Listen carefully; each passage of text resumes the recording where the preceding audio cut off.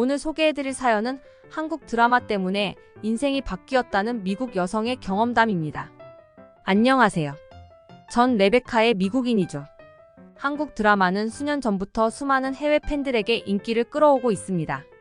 이 같은 인기는 자연스럽게 BOUS 한국에 대한 관심으로 이어졌는데요. 그녀는 남들보다 잘하는 것이 하나도 없었지만 딱 하나 남들보다 한국어를 할 줄 안다는 장점이 한 가지 있었다고 하는데요. 지금은 한국에서 번역일로 꽤 잘 나가고 있답니다. 처음부터 제가 이렇게 잘 나가는 번역가가 된 건 아니었어요. 미국에 있을 땐 형편없었거든요. 하지만 사람 사이의 일들을 좋아하고 작은 변화에 민감했던 제가 한국어에 흥미를 느끼면서 삶이 달라졌어요. 한국어와 영어를 할 수 있다는 건 생각했던 것보다 매력적이었거든요. 공부는 못했지만 언어적 감각이 뛰어났던 덕분에 작은 기회를 놓치지 않고 잡을 수 있었어요. 전 이제 한국에서 당당하게 인정받고 있는데요. 무엇보다 좋은 건 부모님에게 인정받으면서 한 사람으로서 당당하게 자립할 수 있다는 것이었어요. 우선 전 학창 시절 공부를 못했어요. 흥미가 없었거든요. 하지만 그런절 부모님은 항상 못마땅해 하셨습니다. 당연하다고 생각해요. 전 꿈이 별다르게 있는 것도 아니고 그렇다고 수업 시간에 집중을 잘하는 아이도 아니었거든요.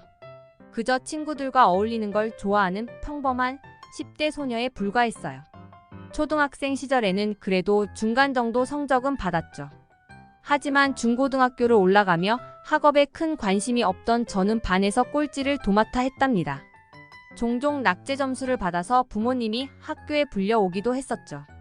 언니와 같은 학교에 다녔었는데 언니는 학년 대표를 도맡을 정도로 우수한 학생이었어요.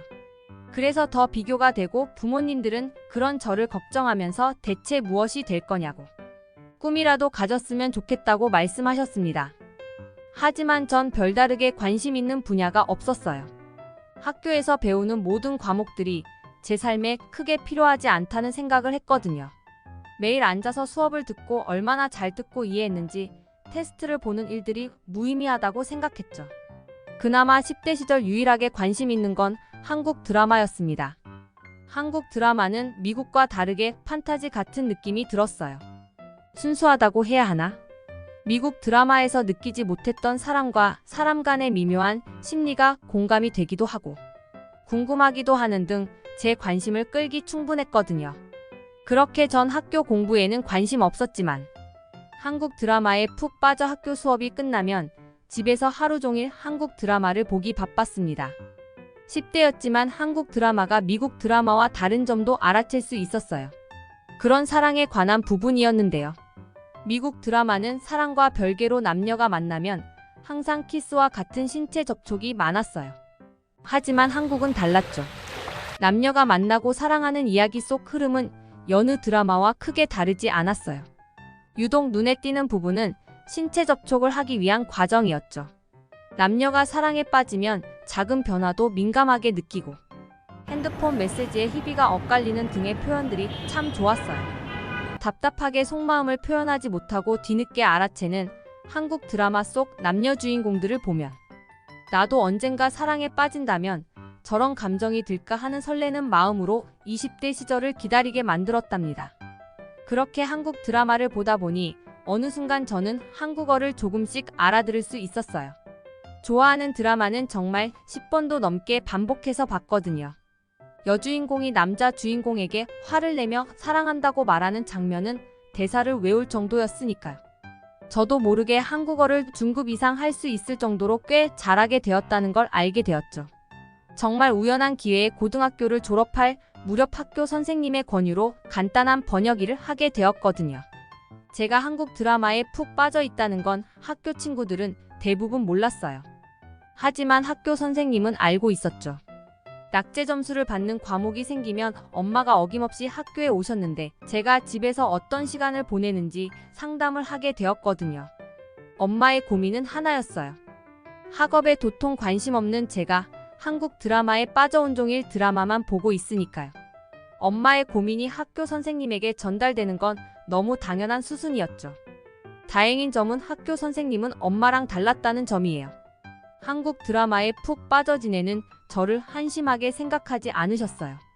가끔 우스운 소리로 한국말은 알아들을 수 있냐고 묻기도 하셨거든요. 전 그나마 제가 유일하게 재미를 붙이고 하는 일이라 당연하다고 대답했죠. 몇몇 대사들은 주인공이 말하는 속도로 같이 말할 수 있을 정도로 달달 외우고 있다는 말도 했으니까요. 그렇게 시간이 지나고 고등학교를 졸업할 때가 되었어요. 학교 선생님은 절 조용히 부르셨습니다. 혹시 대학 진학에 대한 꿈이 있냐고 물으셨죠. 무언가 할 말이 있으신 것 같았어요. 누가 봐도 반에서 꼴찌를 도맡아 하는 제가 갈 수 있는 대학은 없었으니까요. 그래서 대학에 대한 꿈은 없다고 선생님도 아시는 거 아니냐며 웃으며 답했습니다. 선생님은 알고 있지만 혹시나 해서 물어봤다며 그럼 하고 싶은 일은 있냐고 재차 물으셨어요. 전 아직 찾지 못했다는 말을 했는데 선생님은 그러면 한국 드라마는 아직도 즐겨보냐고 물으시더라고요. 그래서 여전히 재밌게 본다는 말을 했는데 선생님이 번역 일을 해보는 건 어떠냐고 물으셨어요. 전 깜짝 놀랐습니다. 반에서 꼴찌를 도맡아 하고 제대로 한국어를 배운 것도 아닌데 말이에요. 그래서 그런 일은 제가 못할 거라고 제 현실을 누구보다 잘 안다고 답했습니다. 하지만 선생님은 꽤 오랫동안 생각하신 것 같았어요. 제가 다른 과목들은 대부분 낙제거나 꼴찌를 도맡아 하는데 유일하게 점수를 잘 받는 과목이 있었죠. 그건 바로 문학이었습니다. 글 속에 담기는 사람들의 심리가 재밌었어요. 그걸 글로 표현하는 것도 즐거웠죠. 유일하게 집중을 하는 과목이었고 재미를 느끼는 과목이기도 했어요. 학교 선생님은 그런 부분을 높이 평가하셨습니다. 지금은 부족할 수 있지만 문학 시간에 제가 보였던 집중도나 실력 그리고 한국어에 대한 관심이 있다면 좀 더 노력해서 번역가로 일을 해보는 것도 좋을 것 같다고요. 그때 저는 잘 몰랐지만 저에게 그런 자질이 충분하게 있다고 저를 높게 평가해 주셨습니다.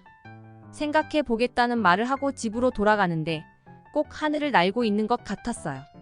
제 10대 시절을 돌이켜 본다면 패배자라는 말이 떠오를 정도로 뭐 하나 잘한 게 없다고 생각했으니까요. 저 역시도 제 삶을 알았고 학교에선 언니랑 비교되어 위축되는 부분도 있었죠. 그리고 집에 오면 엄마가 별다른 말을 하지 않아도 저를 한심하게 생각한다고 생각할 수밖에 없는 시기였답니다. 그런데 학교 선생님의 권유로 난생 처음 꿈이 생긴 거예요. 나에게도 자질이 있다고? 내가 과연 잘할 수 있을까? 그 누구에게 말하지 못한 채 방 안에서 혼자 상상의 나래를 펼쳤습니다. 근사하게 잘 나가는 번역가를 떠올리면서요.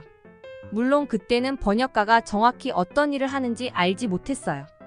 단순히 영어를 한국어로 번역하거나 한국어를 다시 영어로 번역하는 일이라고 생각했죠. 물론 기본적인 테두리는 같지만 생각보다 자세한 부분이 적용되는 어려운 일이기에 결코 우습게 볼 일은 아니었습니다. 여하튼 그렇게 전 간단한 번역 일을 통해 용돈벌이를 할 수 있게 되었어요. 미국은 고등학교를 졸업하면 대학으로 바로 진학하는 경우도 있지만 그렇지 않은 경우도 많거든요. 고등학교 졸업만으로도 충분히 사회생활을 어느 정도 할 수 있기에 학업에 대한 목표가 뚜렷하게 있는 거 아니거나 집안이 잘 사는 거 아니라면 고등학교 졸업으로 만족하는 거죠. 저 역시도 두 가지 상황 다 해당이 안 되어서 고등학교를 졸업하면 아르바이트를 하면서 남은 삶에 대해 생각해 보려고 했어요. 번역 일은 아르바이트 수준도 안 될 정도로 정말 조금의 돈이었지만 저에게 새로운 꿈을 안겨주기엔 충분했습니다. 더 잘하고 싶었거든요. 제가 더 잘하기 위해서는 미국에 있으면 안 되겠다는 생각이 들었어요. 미국 내에서는 한국어를 체계적으로 배울 수 없었고 사용할 수 없으니 실력이 늘 수 없잖아요. 어떻게 하는 게 좋을까 고심한 끝에 한국으로 무작정 떠나게 되었습니다. 아주 간단한 번역이었지만 충분히 잘해낼 수 있다는 자신감이 있었거든요. 지금 생각해보면 무모한 도전일 수 있었지만 열정 하나만으로도 무엇이든 할 수 있는 어린 나이였으니 가능했던 일이라 생각해요. 물론 부모님의 반대는 엄청났어요. 지금까지 제가 살면서 부모님께 믿음을 준 행동이 없었잖아요. 미국 내에서 있는 것도 아니고 한국이라는 다른 나라로 간다는 것 자체가 걱정되고 믿을 수 없다는 반응이었습니다. 저도 공감해요. 저 같아도 낙제를 일삼고 맨날 반에서 꼴찌하는 딸이 미국도 아니고 다른 나라로 간다면 먹고 사는 것부터 생활하는 것까지 모두 걱정할 수밖에 없을 테니까요. 그래서 한국에 가면 우선 어학원에서 일을 할 수 있다는 합격 메일을 보여줬어요. 어학원에서 제공하는 숙소가 있어 당분간 거기서 지내며 한국어 학당에 다니고 어학 본격적으로 번역가가 될 수 있는 공부를 하고 싶다고 전했죠. 부모님은 번역가 1이라면 미국에서도 가능하다고 저를 설득했지만 제 마음은 이미 확고했어요. 부모님이 한국어를 몰라서 하는 소리라고 전 알고 있으니까요. 한국은 언어 세계가 정말 풍부해요. 다른 나라 언어는 모르지만 미국과 비교한다면 같은 단어를 대체할 단어가 한국은 정말 많아요. 그래서 단순히 그 뜻만 살피는 건 무언가 아쉬운 결과로 이어질 수 있는데요. 저는 영화 제목에서 그 부분을 많이 느꼈어요. 이를테면 영어로 어너더 이어라고 단어 뜻대로 풀이하자면 또 다른 해 정도로 말할 수 있을 것 같아요. 하지만 한국에서는 세상의 모든 계절이라는 말로 개봉되었어요. 이건 정말 언어가 주는 매력을 10분 알지 않는다면 온전히 표현하기 어려운 게 바로 한국어랍니다. 그래서 한국어에 대한 희망을 품었어요. 문학적 재능이 있기에 적절한 대체 언어로 잘 표현할 수 있다는 자신감이 들었거든요. 부모님은 제 생각들을 찬찬히 들으시고 조금 놀라는 눈치였어요. 제가 단순히 한국에 대한 막연한 동경을 하고 있다고 생각하신 것 같았습니다. 하지만 저의 계획이나 생각을 찬찬히 들으시곤 생각 없이 지내는 줄 알았는데 아니라 다행이라는 안도감이 들었던 것 같기도 해요. 그렇게 전 한국으로 가게 되었습니다. 물론 한국 생활은 미국에서 생각했던 것만큼 호락호락했던 건 아니었어요. 미국 물가에 비해 낮은 편이었지만 제가 아직 정확한 직장을 가진 게 아니라 생활하는 데 넉넉한 형편은 아니었거든요. 어학당도 다니며 한국어에 대한 공부를 해야 했기에 학업적 부분도 무시할 수 없었으니까요.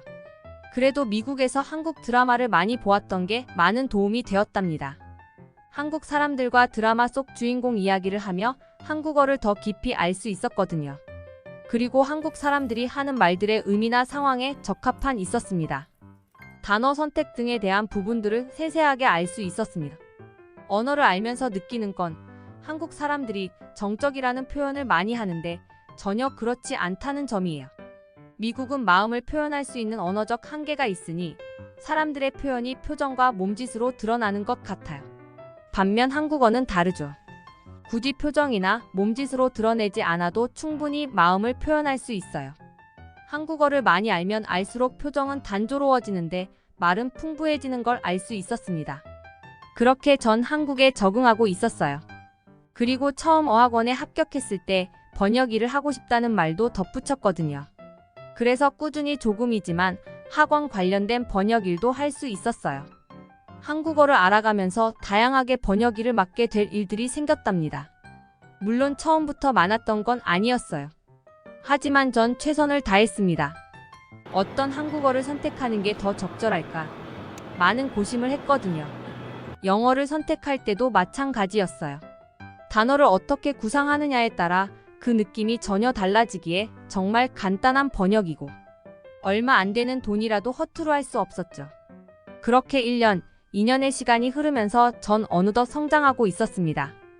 다행히 업계에서 평판이 좋은 사람으로 소문이 났어요. 일이 빠른 건 아니지만 세심하게 번역을 해 수정할 사항이 크게 없다는 말을 많이 들었습니다. 번역을 하고 나면 작가의 의도가 제대로 전달되는지 다시 한번 체크하거든요. 적절하지 않거나 아쉬운 부분들이 있으면 수정을 요구받는데 다행히 전 그런 부분이 적었어요. 한국어를 완벽하게 하지 못할 때부터 한국 드라마를 보며 한국 사람들의 정서를 이해했던 게 많은 도움이 되었습니다. 그래서 지금은 번역 일만 해도 제가 한국에 사는데 큰 지장이 없을 정도로 인정받고 있어요. 하면 할수록 서로 다른 문화를 알리는데 중요한 역할을 한다는 사명감을 갖게 되더라고요.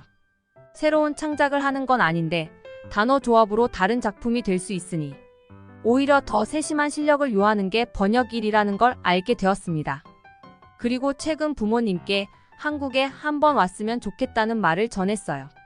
그리고 제가 번 돈으로 미국에서 한국을 오갈 수 있는 비행기 표를 끊어서 보내드렸죠. 부모님은 놀라는 눈치셨어요. 아무런 도움도 받지 않고 한국으로 간 지 몇 년이 지나 이렇게 제가 성장할 수 있을 거라는 걸 전혀 예상하지 못하는 것 같았죠. 어디서 이런 큰 돈이 나서 비행기 표를 보내주냐는 물음에 제가 이번에 번역하면서 받은 계약금을 알려드렸어요. 깜짝 놀라시더라고요. 그러면서 몇 번이나 정말 그 돈을 받고 일하는 게 맞냐고 재차 확인하셨어요. 엄마와 아빠가 버는 돈보다 제가 더 많은 돈을 벌고 있다면서 깜짝 놀라셨답니다. 곧 있으면 부모님이 한국을 방문하세요. 제가 지내고 있는 모습들을 본다면 더 놀라시겠죠. 왜냐하면 이제 시작이거든요. 한국어학당을 다니고 한국에 지내면서 한국에 있는 세계적인 책들이 많다는 걸 알았어요. 단지 아쉬운 건 영어로 번역하기에 영어 표현이 니은니은 한계성이 짙어 그 느낌을 온전히 전하는 게 어렵다는 거죠. 그래서 더 열심히 제 일도 하고 언어 공부도 꾸준히 하려고요. 제 목표는 한국에 있는 아직 세계로 알려지지 않은 책들을 번역하는 일이에요. 언어의 부족함을 넘어 그 표현이 온전히 담아질 수 있도록 노력하려고요. 한국의 우수성이 세계에 좀 더 잘 알려졌으면 하는 바람을 전해봅니다. 그녀의 이야기는 우리 한국인들에게도 감동과 영감을 주기 충분했는데요. 그녀는 모두가 실패한 인생이라고 생각했을 만한 어려움 속에서도 역경을 극복하고 번역가로 성공할 수 있었습니다. 특히 그녀가 한국 드라마로 한국어를 배우기 시작했던 점이 아주 큰 도움이 되었는데요. 한국어를 통해 나타나는 사람들의 감정 변화를 잘 이해할 수 있었던 것이 큰 힘이 된 것 같습니다. 아무래도 우리나라는 다른 나라에 비해 많은 기회가 주어지는 편이라고 생각하는데요. 한국에 대한 대단한 사랑과 열정을 보여주었던 미국 여성 레베카의 사연이었습니다. 듣기 주셔서 감사합니다. 오늘의 영상은 이게 전부입니다. 모두가 건강하길 바랍니다.